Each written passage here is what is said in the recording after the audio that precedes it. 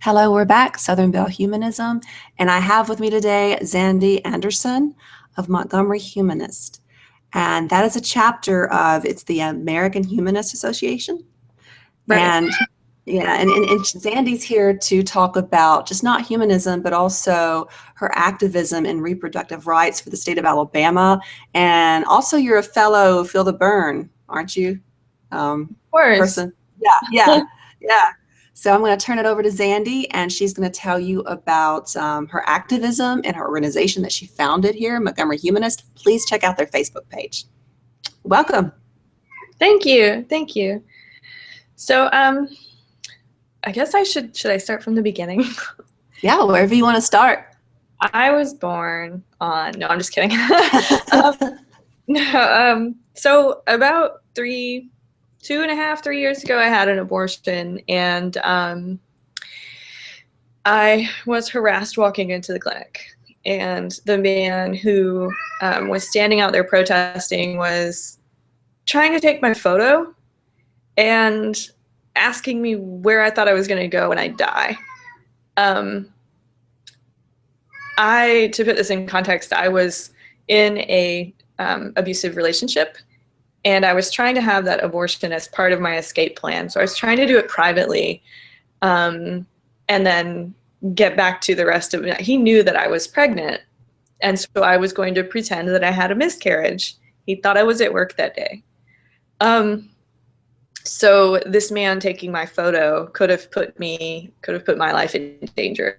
I have no doubt that if my ex-abuser had seen a photo of me at an abortion clinic, if he had found out what I had done, that he would have become violent. So that kind of pissed me off. That this man who thinks he's doing God's work, or whatever his cause is standing out there literally putting people's lives in danger, and violating their privacy and harassing them in a place that he has no business being.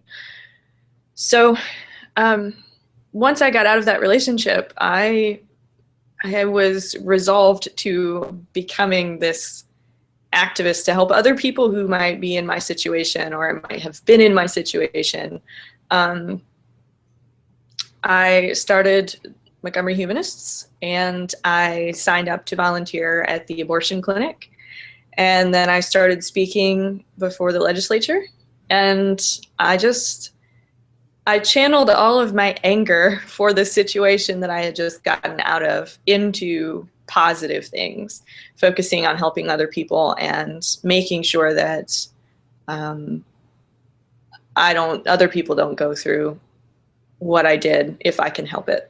So I spend my mornings a lot of the time walking around with an umbrella, blocking the protester from taking photos of patients, and trying to drown out his screaming at them so that they don't have to hear the horrible things that he says. And doing that has really helped me to deal with what I went through. So from there, I started the Montgomery Humanists, and that was supposed to have a focus of, and it does, it's a largely activism focus. I had joined a local atheist group here in town, where a lot of the formerly religious locals, folks that had been raised really religious households, kind of came together in this secret little underground community of sorts. And it was really good for me at first, but it became very negative, where once I got over it, every atheist who's been raised religious goes through this period of just being angry about being lied to. And after a while, I got through that phase, and I didn't really want to argue about whether or not God exists and make fun of the religious people. I wanted to do something with this. Like, let's say that we are without God, and this is what we're doing, and that we still have morals that religious texts don't dictate what's right and wrong. We know what's right and wrong, and look at us go, you know? So I started Montgomery Humanists, and we had, I think we had to have 8 signatures to get it started. And so we met, I put out a call on Facebook, and we all met at this coffee shop, and everyone signed on, and we had our first meeting at the Southern Poverty Law Center, which they are an amazing, amazing group. They've done a lot for the civil rights movement, for LGBTQIA rights, for women's rights, for a lot of the racial injustice that we see here, here in the South and throughout the country. They're just an amazing organization. And they allowed us to use their space. They still allow us to use their space for things, which is great because they have a lot of really good security. So yeah, they do. Yeah, so we had our vigil for Orlando there the other day, just because, and this is unfortunate to admit, but a lot of queer people coming together right after the Orlando tragedy. We didn't feel quite safe gathering in public, so we made sure that we were somewhere that was secure, that we had security. So anyway, yeah, we had our first meeting, and everyone kind of is on board since then that this is what we're doing. We're done arguing over religion, and we're done asserting our atheism, and we're activisting all over town. So yeah, the clinic where I've been volunteering, about a year ago, there was this huge swarm of hate groups, people that are on the domestic terror watch list at the Southern Poverty Law Center, came to Montgomery, Alabama to host their annual anti-abortion, anti-gay, anti-women rally. And they wanted to have their rally right outside the clinic all week long, protesting, yelling at women, yelling at the clinic staff. So about the same time, and this was right after we had formed our chapter, the house next door to the abortion clinic went vacant. The tenants left, and it was for rent. And these crazy people who were harassing our patients and our clinic staff tried to rent it. And so we rented it.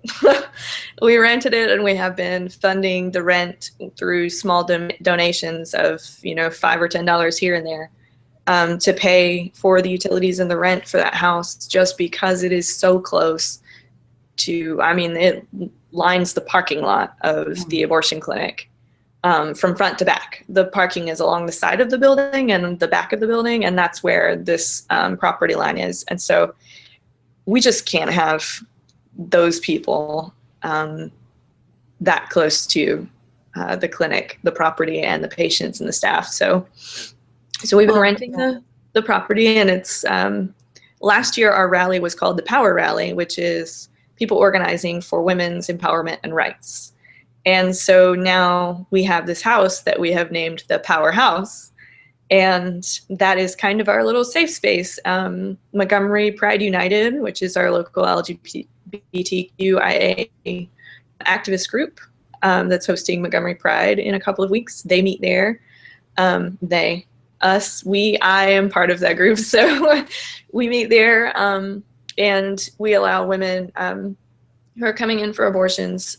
This is the terrible thing about it, is that women may have appointments all throughout the day, but because of the protesting that goes on outside, everyone has to be in the door by about 8 in the morning. Wow. And signed in so that they can lock the doors. And also, I believe that has something to do with the 48-hour waiting period too, making sure that they've got exactly 48 hours or more in between their counseling and their appointment, because that was a trap law that was passed a while ago. But they're not allowed to bring their phones into the waiting room, and we prefer that they don't bring small children into the waiting room as well. So when women come in and they sign in, and then, you know, they have to sit. I had to sit until about 1 in the afternoon waiting for my appointment, and I got there at 6 in the morning. So I know how it is to be sitting there, and you're hungry, you're sleepy, you're bored, you don't even have your phone with you. So we open up the powerhouse for those women and their companions so that they can come over and they can sit in our living room area, watch TV. They can bring their children. We have a pack and play, like a playpen area for the kids, and different games and coloring books and all sorts of things that people have donated, so that there is kind of a little area that they can sit in the living room of a house. So it's very non-threatening environment, very comfortable. They can bring their phone, they can hang out. Sometimes my husband will make waffles for them. So that's been really great, to have that there and to have that safe space, and that sort of provides a buffer zone as well for the protesters, because they can't get quite as close as they want to the patients. One of the main mission that we're raising funds for right now for Montgomery Humanists is to buy that house, because although we have the lease for the property now, these anti-abortion people seem to have unlimited funds, and they keep making offers to purchase the house out from under us. And I know that their offers are going to probably just keep going up. So we need to buy the house to make sure that we permanently secure it as a safe space and a buffer zone for the clinic. Yeah. Keep it in pro-choice hands for safety reasons. That is a very noble, worthy cause. And do you have a page, like a GoFundMe page, or is it linked to your Facebook page, Montgomery Humanists? There's a There's a donate button on the Montgomery Humanists Facebook page. So, and it goes to tilt.com, which I have to say, a lot of people I see using GoFundMe, and I want to just tell them, tilt.com does not take a portion of your donations. If you are raising, yes, if you're raising donations, they don't take any of your money. You get all 100% of it. So that's been cool. And they are very pro-choice. They support what we're doing, whereas GoFundMe and some of the others have often kicked people off for trying to raise money for abortion-related services. So that is good to know. That's good to know. I didn't know that. Yeah. I think you can even go on there too and search for Montgomery Humanists, but it's also linked on our Facebook. Wow. So please check out their Facebook page, Montgomery Humanist.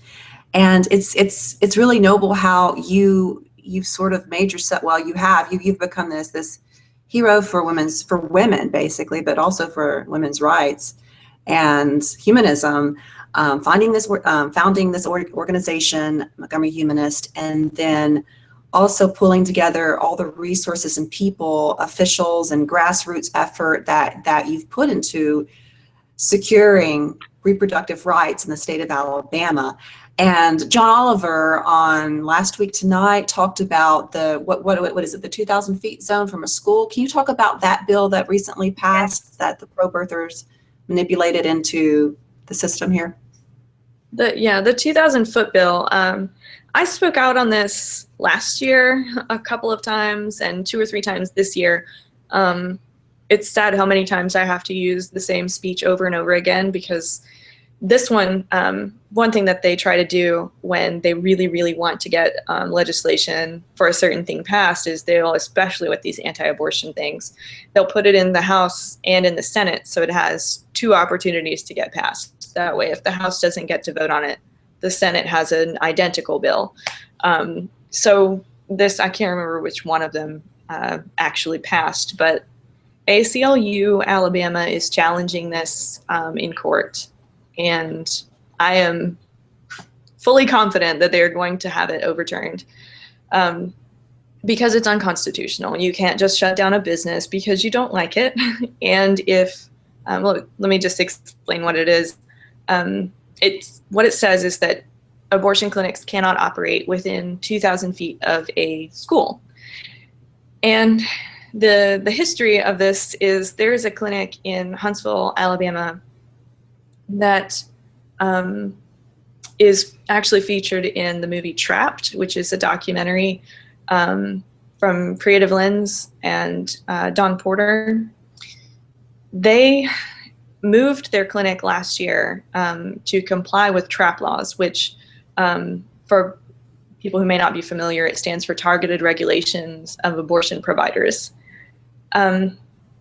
Last year, I believe it was last year, maybe 2 years ago, a bill was passed, a law was passed that said that the hallways weren't wide enough in the abortion clinic. It was something, it was called something deceptive, like Women's Health and Safety Act. I mean, some crap disguise name for it that makes it sound like it's good for women, and it's really not, because what it does is it shuts down clinics. It was intended to shut down clinics. The owner of the clinic in Huntsville cashed out his personal retirement fund and spent about $1 million moving the clinic to comply with this TRAP law. And when he got to the new location, there was a zoning hearing and a public hearing to determine whether or not it was okay for them to locate that close to a school. The zoning board determined that, fine, you're zoned properly as a business to operate here. Even in the public hearing, the local citizens agreed that they didn't have a problem with a women's health clinic locating there across the street from the school. Then they immediately started having these protesters standing outside.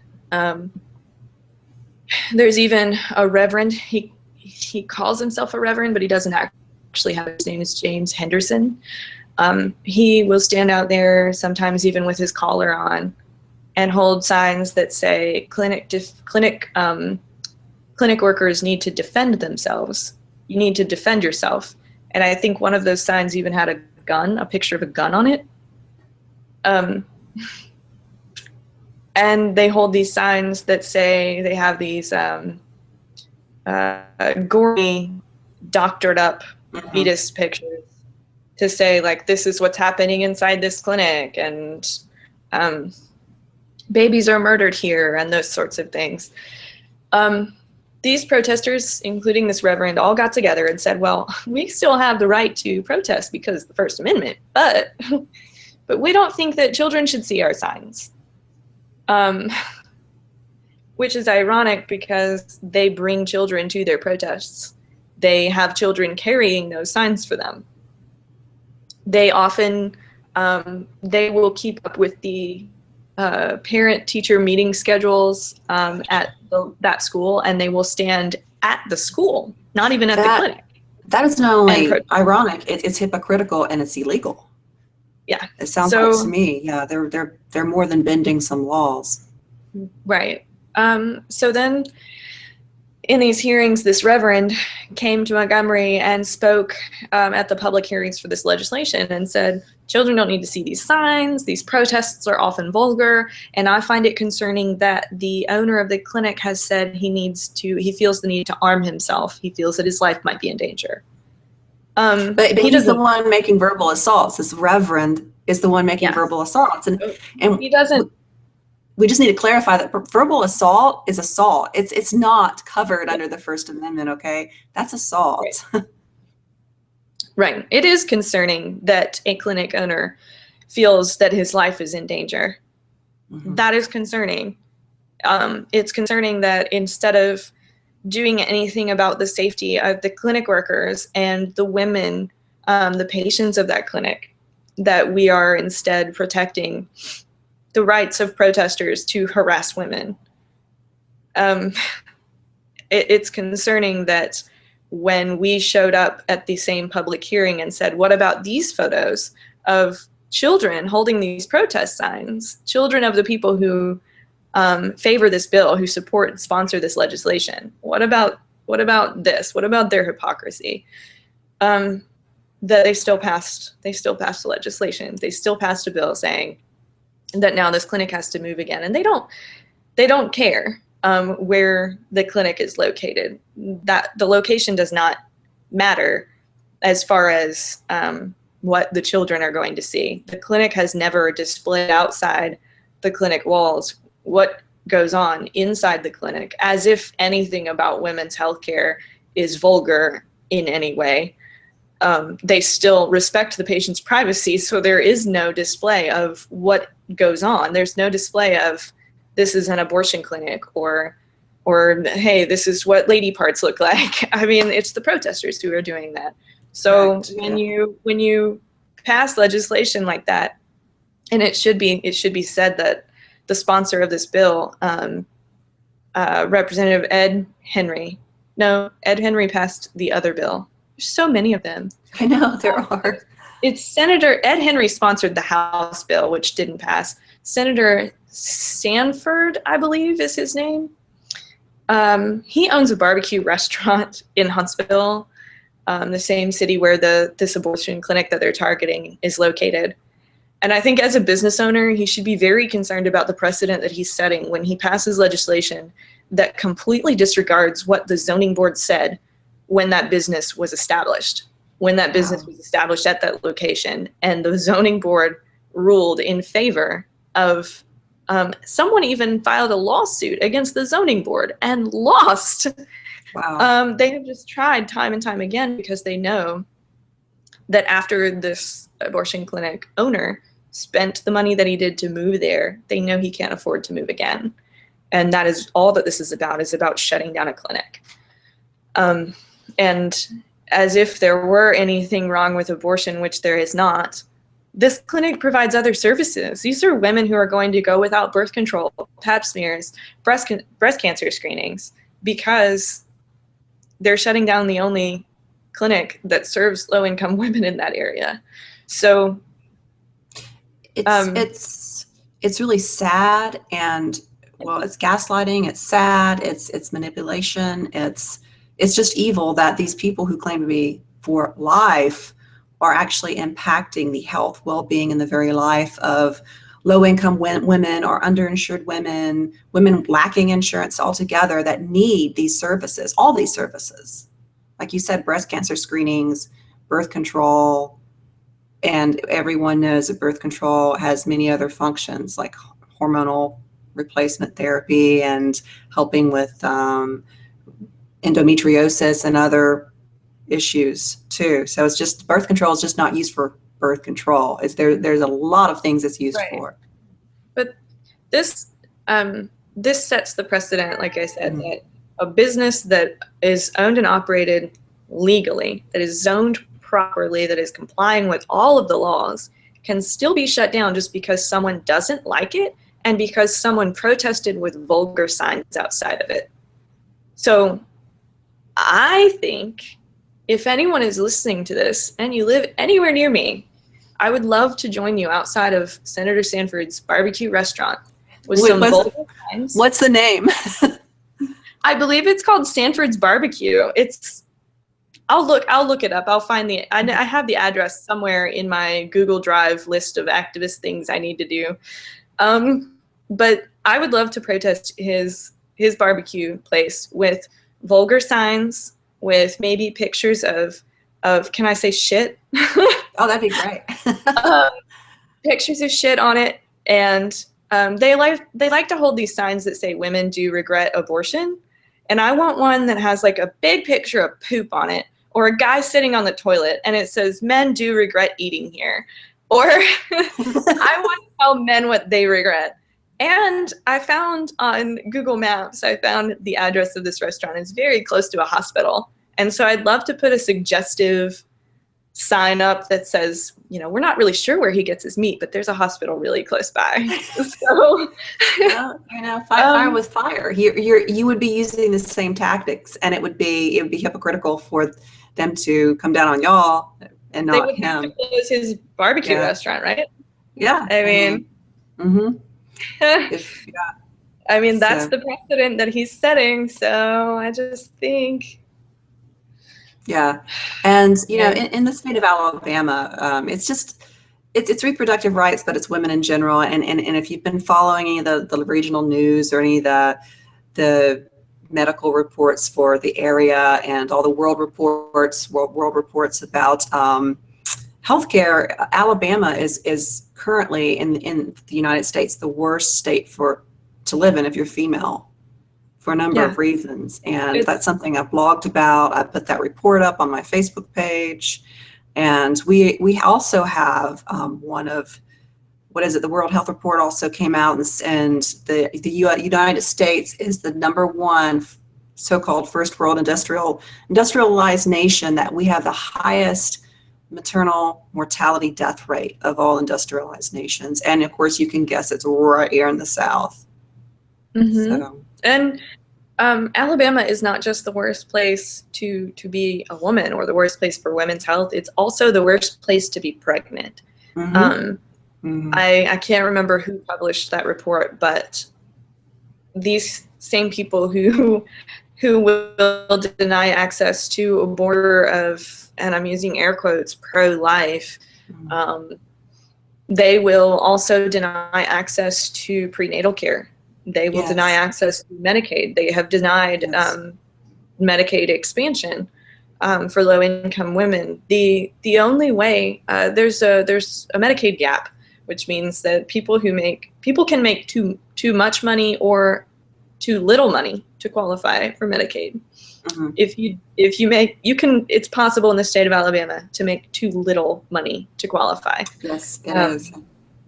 Yeah, you fall in the gap of not being covered, which means that the only way Medicaid will cover you is if you're either HIV positive, which that's not Medicaid, that's the AIDS Drug Assistance Program. It's called ADAP. The only way you can get health insurance then is either ADAP if you're HIV positive, or Medicaid, all kids, if you're pregnant, which means that poor individuals in the state of Alabama are doing irrational things to get healthcare coverage. And it's sad, and I don't blame them one bit. They're very, very desperate, but something's got to be fixed. Yeah, and I know you can find a lot of these sort of these stats that we're talking about at World Health Organization and Pew Research, and go to all those official research polls and organizations, nonprofits, research groups, and you'll see that Alabama and the South in general, it's, I've always said that the South is basically very second world. We may be in a first world country, but this region is very second world, and you see that, and you see that in what you're talking about, like the Medicaid, the issue of Medicaid here, and the fact that there's this percentage here of underinsured people, and it changes, of course, with the economy, not uninsured, but underinsured. And it's interesting that we're talking about this, about how Medicaid is such a pathetic state here, that they actually deny care, and a lot of these pro-life organizations deny prenatal care, right? This correlates or corresponds directly to another issue, another human rights violation that I'm also involved in fighting, and that is adoption trafficking. Because there's a lot of money to be made off of babies. And this is one of the states that people know you can buy a white baby. And for that information, you can, and that, I mean, we need to meet and talk about all this in person, because you will not believe, I've been connecting the dots for the last year, and it is terrifying. So there's a reason why pro-birthers claim they are pro-life. There's a reason why these charities and these Christian organizations, number one, they're tax exempt. So any profit they make goes right into their pockets. So basically, we still have human trafficking going on. And that's why they're so anti-abortion. They're so anti-even birth control pills, is because they're making money off of treating newborns as chattel and exploiting women. Women are brood mares, newborns are chattel, and they're making a lot of money off of this. And you're not going to find this out in the open, because this is why a lot of adoption records are closed legally, is because you can get a hold of the price that these kids are ultimately going for. Like how much, I'm talking about kickbacks from charities are getting from adoption social workers and adoption attorneys. I mean, there is an entire market here. And, it is when you go down that rabbit hole and you connect it to this issue and every other women's health issue, you realize that when you get down to it, they're trying to make women less than second-class citizens. And Oh, yeah. this is a second world region here. And Mhm. and I know it completely and totally better than the average citizen, because I've been researching and studying this, and I've been assisting other people as well. Mm-hmm. There's that's one of the arguments that we use sometimes when we do interact with the protester at the clinic, the main protester, is, if you really want to make adoption an option, maybe you should make it less expensive, make it more easily accessible, maybe support some of the programs that assist adopting families. Instead of standing here and screaming at women while they're making a decision, you may want, some of them will stand out there and say, we'll help you, we'll adopt your baby.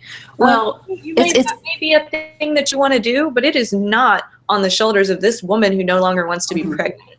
Because adoption is opting out of parenting. Abortion is opting out of being pregnant. Women who get abortions don't want to be pregnant. So we need to make a, that's one thing that I blogged about, the whole non sequitur false dichotomy fallacies that are propped up between the whole adoption over abortion. That's a non sequitur. That is a false dichotomy right there too as well. And you're right, adoption is a parenting choice. It's not a reproductive right for infertile people. Okay, you get that? No one owes you splitting open so you can get a baby because you're infertile. You're not owed that. No one is your incubator. And that needs to be said first and foremost. And adoption is not about, or should not be about, finding a baby for infertile people, or, oh, I just feel like I want another baby. That's not what it's about. In fact, 97%, and you can find this from the sites on my blog. Also, you can find this on Adoption is Trauma on Facebook as well. Check out the Huffington Post. 97% of all adoptions are forced adoptions, coerced adoptions. We are in the age of coerced adoption because women cannot afford to actually have babies and keep their babies. And, as Jennifer Wachowski said when she was on this channel, if you put a gun to a mother's head, or to her baby's, a figurative gun to her baby's head, and say to a mother that if you keep your baby will be uninsured, and DHR will come and take it away because you're too poor, and they do that in the state, by the way. So you better pick parents so at least you can see your child. That is how they're threatening these underinsured and poor women. No woman who goes through 9 months of that, no woman who births a baby, who rips open birthing a baby, wants to give that child away. That is a loved and wanted baby. Okay, they are coerced and forced, and I have received letters from these women. I have heard their stories, and I grew up in a community where I actually saw this. I actually saw forced adoptions via Catholic charities at the Catholic Church, and I've talked on here about how my husband's parents used to foster pregnant teens through Catholic charities to make sure that their babies were adopted out. And there's a lot of mental fuckery and manipulation, and really breaking these mothers down to make them feel like they're unworthy of their child, like they are unworthy, that they're actually told that they're just a vessel by the universe, that God did this to them, that God let them be raped so that this infertile good church woman could have their child. You would not believe the things that are said to these women. I mean, it is cruel. It is ugly. Yeah. So we need to stop the conversation that adoption is for the adoptive families, and we need to make it easier for adoptive families. No, if they truly are pro-child, pro-life, and all this, pro-fetus, we'll call it pro-fetus, and they want to be birthed into an actual baby, what they need to do is make it easy have universal health care, maternity care, federally protected maternity leave, and prenatal care for these women and for their children, for their babies, and even maybe after. Support the minimum wage, raising the minimum wage, and equal pay for equal work, and pay. These are the things that allow women to make the choice to, carry to term and keep the child. And that's something that it's a disconnect in the whole conversation on the pro-birth side, is that they don't see how all of the other things that they fight against are forcing women to either carry to term and give a child up for adoption or have an abortion. Well, You know, and they're so yeah, anti-abortion, but they support the system that pressures women into being unable to carry to term. exactly. But I think they do it on purpose. And I think pro-birth is a great term because they really just want to see someone suffer, and they want to make money on that. So they don't really care what happens to, you know, a fetus after it's birthed into a baby. They don't care about that. And they obviously don't understand anything about human anatomy or about pregnancy. They're not OBGYNs, but they play at being OBGYNs. They don't know what a zygote is. They should. I mean, it's really easy. You can Google. They don't understand, you know, the whole gestational period of pregnancy, all those, the terms that you go through. They've never, surely they've had a biology class, but, you know, they pretend that, you know, they pretend like a zygote is the same thing as a baby. And, you know, that is not only a false equivalency, that is ignorance. That is willful ignorance, stupidity, whatever you want to call it. And I think that they do know. I think that they do realize what they're doing.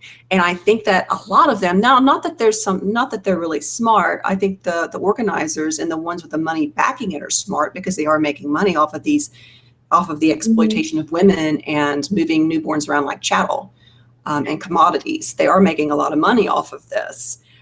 But it's also a power trip. I mean, how powerful are you when you can get involved in an individual's life and completely break them and control the threshold of life? Yeah. And that's why they're so pro-birth, because it really is a power trip. And that's why the Hyde Amendment exists to, so there are all of these systems in place, this systematic oppression of low-income women that forces them into an unwanted pregnancy and forces them to carry to term because there's no abortion clinic nearby and there's no federal funding for abortions either. So the Hyde Amendment then plays a huge role in that, because women who are on Medicaid, who qualify for prenatal care through Medicaid and labor and delivery through Medicaid, do not qualify to end the pregnancy the other way a pregnancy can end, which is through an abortion. So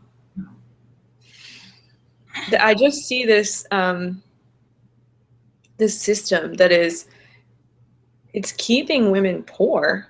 For one, if you can't afford to care for a child, if you can't afford to pay for an abortion, you cannot afford to raise a child, which it ends with these women and their families being stuck in the cycle of poverty for generations. It does. Because they now have multiple children that they cannot care for. They cannot afford childcare in order to go back to school or to start a career or anything that could break them out of that. And it is completely heartbreaking to see that. And it's completely heartbreaking to see people who are in that cycle or who are in that same income bracket who are fighting against pro-choice legislation, who are fighting in favor of travel. It is. I mean, they're doing this to themselves, and their kids are keeping each other in that cycle, and it's heartbreaking. And you can't, and there's no educating them because they've been so emotionally hijacked. And that's like a lot of people who support Trump in this state. Yeah. The Center for Reproductive Rights, I believe, is who put out the study on the Hyde Amendment that I looked into. It's about 50 pages. It's a report that goes through statistical information, like the numbers and the would have had an abortion if they had access, or who, you know, the cost of the abortion to the woman. And then it goes through personal stories and stories from abortion providers and statistical information from them. And one of the pieces of information that I pulled from that was that even when you don't factor in the the social impact of this, that statistically speaking, unwanted children do go into a life of crime. Mm-hmm. If you take that out of the equation, we, the taxpayers, we spend more money. We spend 5 times more money on women carrying unwanted pregnancies to term than we would spend if we funded the abortion. 5 times, yeah. 500%. Yeah. That is, and for people who say that they're all, it's all about money, that why should I have to pay for that? Well, you're paying 5 times more to not pay for this. I mean, the pregnancy has to end with either a live birth or a spontaneous or medical abortion. Mm-hmm. That's it. That's the only way. So when people say, one of the arguments is like, well, that's something that I wasn't involved in. She made a choice, which if let's just not even talk about rape victims. If this was, consensual, and she is now pregnant and doesn't want to be. And the argument is, well, she did that to herself, that's a consequence of sex, whatever. Well, the other consequence of sex is that she has a baby that she cannot pay for, that she cannot afford to care for, that your tax dollars are supporting. So if you're going to be this fiscal conservative person, then why would you support that? Why would you support spending 5 times the amount of money on labor and delivery and Medicaid for this child and welfare programs when you could just fund the procedure? Well, that's where they're not logical, and most conservative people are not capable of being logical because they're too hijacked on religion and fairy tales that they're and again it's that issue of control. Like they actually think they have a right to get involved in someone's uterus, which is creepy.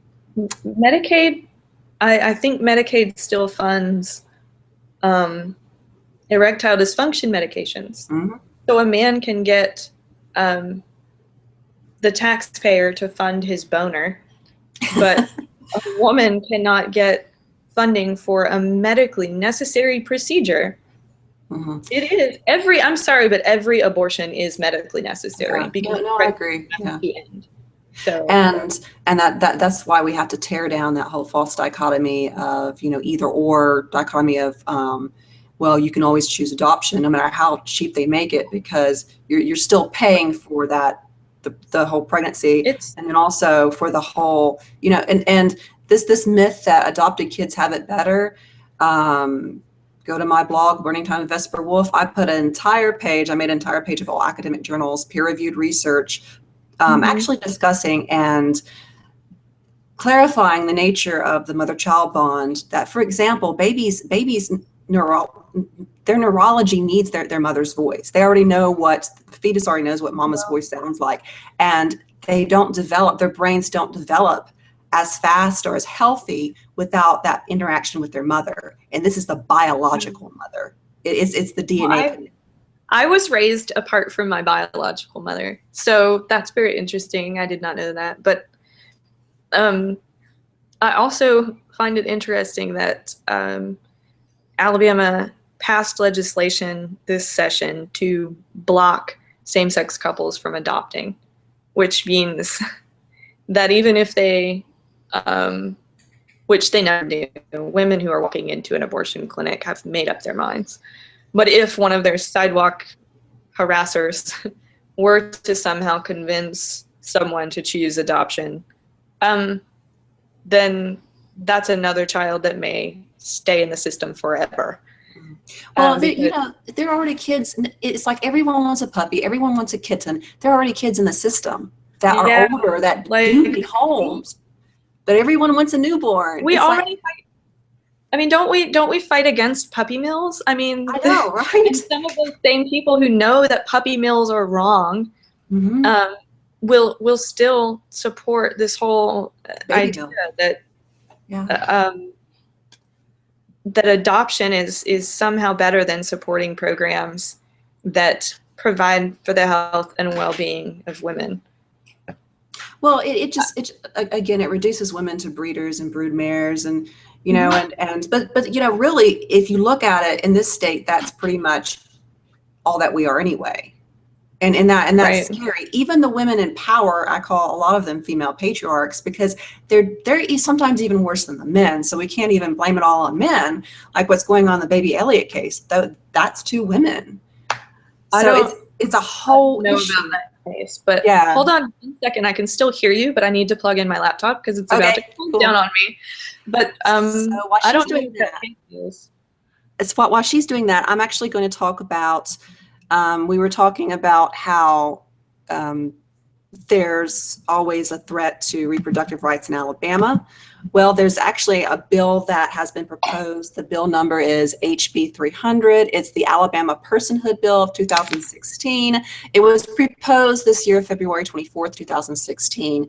And what that bill basically states, it would completely ban a House bill which would ask Alabama voters to decide if life begins at conception, as scheduled for this November, could potentially outlaw abortion in the state across the board with no exceptions, including rape or danger to the mother. And it talks about a co-sponsor of the bill, State Representative Jack W. Williams of Mobile, which is, by the way, is where the baby Elliott case is going on. This says the Personhood Amendment would allow Alabama voters to answer the question of whether or not life begins at conception, which, by the way, is in violation of church and state. And it would actually be a vote on the November ballots. The bill would totally ban abortion at any time during pregnancy with no exceptions. And also the bill targets certain types of birth control as well. So it's just not abortion that's coming under fire. It's actually birth control. Like I said, there is no life. He does expect amendments to be added to the bill to address the situations of pregnancy resulting from rape or pregnancies that pose life-threatening complications to the mother. However, they don't want those added. Everything that we're seeing, that they want this new bill to completely, totally wipe out abortion. So and remember, Alabama is one of these states that has the highest maternal mortality rate. So there's going to be more women dying in childbirth if this passes. Not only that, they are banning, I think, some types of oral contraception. You can find this on the web. If you'll Google Alabama November vote abortion ban, you'll find a plethora of articles from all over. There's one on the Daily Banter that's talking about how the bill will also decide whether women who have abortions can be prosecuted as murderers. Do your research. It's all over. Now, where this bill sets, we're not really sure. We know that it's just been proposed. I found it. You did find it. Okay. It is indefinitely postponed, so it did not pass. However, I know that ACLU Alabama is standing by. We're expecting a special session. We always have a special session here, which is supposed to be reserved for budget discussions only, but they always use it to pass all of their anti-bills. So that is still postponed. That one was sponsored by Ed Henry, same guy who proposed the House version of the 2000-foot bill. ACLU would do a voter education. We've talked about a voter education campaign to help people understand what this means. I believe this has been on the ballot once before in Alabama. I can't remember, but obviously it didn't pass then. And shocking to me because we're in a red state. But yeah, they do this all the time where they put weird things on the ballot and they word them strangely. Like they might put this personhood thing on as, a protection of women, something. Like they put a ban on Sharia law on the ballot and everyone voted in favor of it. It said the description on the ballot said, and this would make sure that we don't have, Sharia law imposed on Alabama citizens. But in actuality, what the bill does is it prevents laws from being based on foreign texts, Mm. which would include the Bible. Hmm. So Yeah, since I would that have. passed, I feel like, none of these pertinent things should even be in. That was on the Daily Show, I think, back when it passed a couple years ago. The other bill that they just passed, so they did, you can Google this, or I can find a link and I'll send it to you, but the Alabama Democratic, I'm going to get the words in the wrong order, but I think it's called the Democratic Black Caucus, so the Black Democratic Caucus, but anyway, it's the Alabama Black Democratic Caucus, or the Black Caucus. They had a protest of sorts on the Senate floor when they were passing all of these anti-abortion bills, and they started singing. I believe they were singing "We Shall Overcome," and they had to, one of the Republicans went and got security because they were singing. They would not stop. They were not going to, they were trying to block a vote on these bills where the Republicans, they changed the rules on that last day of the legislative session. They changed the rules to say that they could only each speak for 5 minutes or 10 minutes or something of that nature, so that they couldn't filibuster. And they skipped the agenda. They skipped through the agenda and went straight to the bottom of the list where all of the anti-abortion bills were. And they voted to pass them. And the Democrats all started singing, and it was really powerful to watch. So we protested outside the State House that day, and they told us we had to leave at 9 o'clock. So at 9 o'clock at night, we had to pack up and be off the property. And 10 minutes got break things. I mean, right after we left.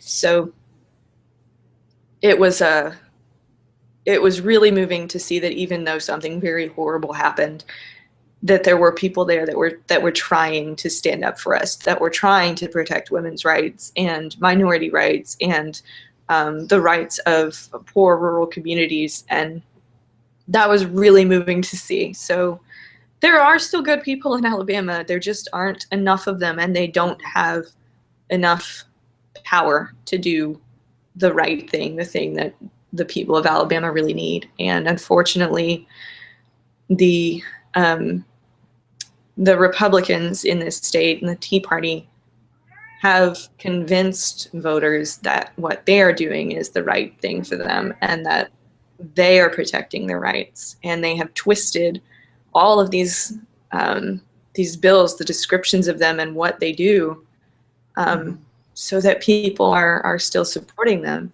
One of them, the 2,000-foot bill, if you were to look on the legislature's website during the legislative session, I don't think it's still up there now, but during the session they have the name of the bill, the number of the bill, and then a short description, and it says, on the description of that, it says that it blocks protests at abortion clinics.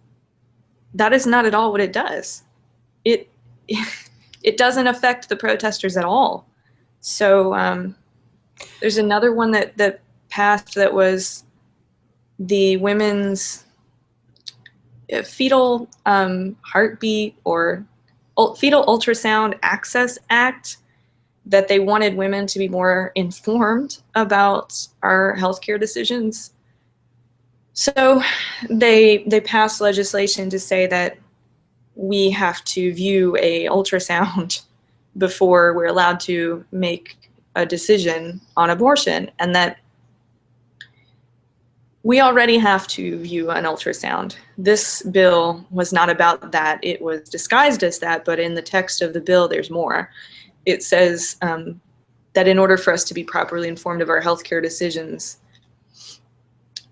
we have to see an ultrasound, and we have to see a written statement, written or verbal statement, I think it says, from the provider who will perform the abortion that states what that provider's annual income is and the percentage of that income that is earned from performing abortions, because they are under, these pro-birthers are under some delusion that abortion providers are making a lot of money, and they're not. They're not making much money at all. They could be making much, much more doing any other form of healthcare, because, just as an example, they cannot accept health insurance, which means they get paid a heck of a lot less than doctors who can accept health insurance, who can do procedures other than abortion. When they are limited to performing only abortions, they're not, and these trap laws keep coming down. There was a time when I know the local clinic owner here in Montgomery, and I think she mentioned this in the Trapped documentary, that she was living off of her tax return check for 3 or 4 months, that she was unable to write herself a paycheck because they couldn't afford it. They were spending money to comply with trap laws and other things, and so they just couldn't. So I spoke out against that bill, and what I said was, if you really want the people of Alabama to be informed, I think what you need to do is start disclosing your income as a representative, and what dollar amount exactly that the taxpayers have wasted defending legislation that you continue to pass that you know is unconstitutional. And you know it's unconstitutional because the ACLU comes to all of these hearings and says, we will sue you, just like we sued this other state, and we will win. And this is how much this other state just paid us when we won, fighting their identical bill, their bill that is exactly what your bill is. So there's no question that you're going to lose, but it's going to cost the taxpayers millions of dollars in legal fees for them to attempt to defend these bills. And they do it, they continue to pass them because they think, then they're probably right, that this is what their constituents want. Their constituents have been lied to so much that they don't understand. They don't are not going to be upheld in court, that they're going to be spending their own tax dollars supporting them, supporting the legal defense of things that just don't work.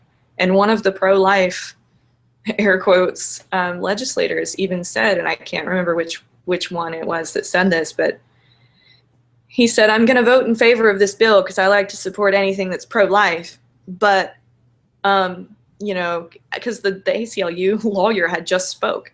He said, but like the man said, I think we need to do some more research and look at these other states and what they've done. And if it hasn't worked, we need to quit wasting money and write something that's going to work. And I'm just thinking, why don't you stop wasting your time on things that hurt the people of Alabama anyway? They hurt the women of Alabama, and they hurt the taxpayer in general when in court, in litigation with the ACLU. So yeah, it's there's this downward spiral. It is a downward spiral, and there needs to be education as to the legal, the legal process. Mm-hmm. And legalese is completely different than just any other form of reading comprehension. So you have to really know how to read and understand law. Also, the modus operandi, the whole manipulation and the title of these bills is meant to trap people. That is meant very much to misguide, manipulate, mislead people into think that, oh, this is a great idea for women and for babies and for whatnot. Right. And that's probably the most insidious thing of all, the fact that there's a lot of people that are being misled by this on purpose, and it's there to do this on purpose, and this of course goes off into a whole other subject of education, the state of education in the state, and why these very same people, pro-birthers, Republicans, conservatives, whatever we want to call them, why they're so anti-education, especially science education, especially anything that involves reading comprehension. They've broken down science and math education, and just basic English, like grammar in the state. So they can get away with this. And it's weird. It's like some weird caste system. Go ahead. I'm sorry. They passed a bill to prevent the sale of reading glasses over the counter. And I thought, what was the point of that? And someone said, well, heaven forbid someone's able to read their ballot. I thought, oh my goodness, of course, of course. But of course, there was more to it than that. I found out that the sponsor of that legislation was a retired optometrist. And so I guarantee you there's a kickback somewhere from one of his former colleagues. But he says, I think they should have to get an eye exam before they go and buy them reading glasses, and they could be driving with them. And I said, oh my goodness, this is absolutely just nuts. I can't. Well, and we have to say, like, again, the Declaration of Human Rights by the UN, of course, Alabama's in violation of that. Like with all the Mideastern countries, we're in violation of the UN. The UN came here. They held a meeting in the powerhouse to discuss the state of women's rights here. Wow. And that was, I think, the day before they made that declaration, or maybe 2 days before. So it was very much based on their visit to Alabama. So how does that make you proud to be Southern? That we're comparable to basically second and third world countries for women's health. Right. That is so embarrassing. Everyone out there needs to be embarrassed. And it's just so shameful. And also, of course, all this is unconstitutional. This is why SCOTUS, the Supreme Court of the United States, always slaps down Alabama for everything crazy that goes on here, because a lot of these laws are unconstitutional, and they're going to have to get involved again. And it's Alabama, Mississippi, Louisiana, Florida. Georgia's a little bit better. Tennessee acts up. Kentucky has its problems. These are a lot of the states that have to be slapped down. And because all these and this is anti-woman, all these laws that are misogynistic, whatever you want to call it, evil, they're unconstitutional as well. They are unconstitutional. And let's remember that federal law supersedes state law. Yeah. South didn't win, y'all. South did not win. Get over it. That's why our Supreme Court Chief Justice from Alabama is in hot water. I'm sure you've seen that. Montgomery Humanists actually co-hosted with Equality Wiregrass and the Human Rights Campaign. We hosted this rally to remove Chief Justice Roy Moore after he refused to allow same-sex couples to get married in the state of Alabama. He issued a order in January blocking, ordering the courthouses throughout the state to stop issuing marriage licenses to same-sex couples, because he said the Alabama Constitution does not recognize this as marriage. So we held this rally, and at the rally we had everyone fill out these judicial complaint forms. He has since been removed from office and is under investigation and or under judicial review. And he and his office have been, or his supporters have targeted one of the MCs at that event, Ambrosia Starling, who is a Alabama drag queen. And she co-MC'd along with my husband, a cis straight white male. But they didn't notice him. They only noticed Ambrosia. And they thought, we'll go after the weak one. That's the person who put me out of my position. And that's not worked well for them at all.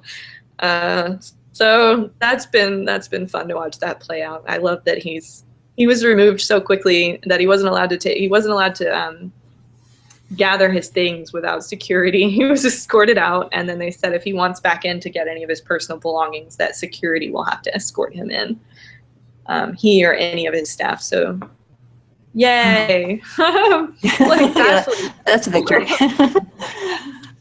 So, and one more thing I want to point out, since we were talking about, we kind of sort of mentioned rape and pregnancy as a result of rape when a woman makes that decision to actually bring the fetus to term. You can go to the Facebook page, Is Adoption Trauma? I have some friends who are affiliated with this page, and you'll see the post today about 5 hours ago was another baby at risk. This baby is at risk of being seized by DHR because the mother was raped. She has no record of anything bad in her past, nothing negative. She's just a teenager who was raped, who made the decision to have a baby from rape, and has the support of her family, and they are just currently trying to seize her baby. This is happening in the Birmingham, Alabama region. I was just made aware of this a couple hours ago. Please make this viral. Go on. Adoption is adoption trauma ? It is happening in Shelby County. That is one of the 2 counties of the Alabama, Birmingham, Alabama area. So please check that out if you're interested to see how the state of Alabama treats rape victims. And it is horrific. It's egregious. It's really sad, and it's a nightmare. Anything else you'd like to say, Xandi? There are so many things on this subject, but I'm sure I need to get back to my office. So it's been really good talking, though. I appreciate it. Thank you so much for coming on, and I'm so impressed by your story. I think that you're a role model for all of us, not just those of us involved in activism, but everybody, because you came through something very traumatic, and gosh, even domestic violence, and you have made just a beautiful thing, a beautiful journey, a beautiful story out of it. And more women need to do this. We need to stick together and stand up for each other. So you are a true hero, and you're one of my heroes. So and thank you.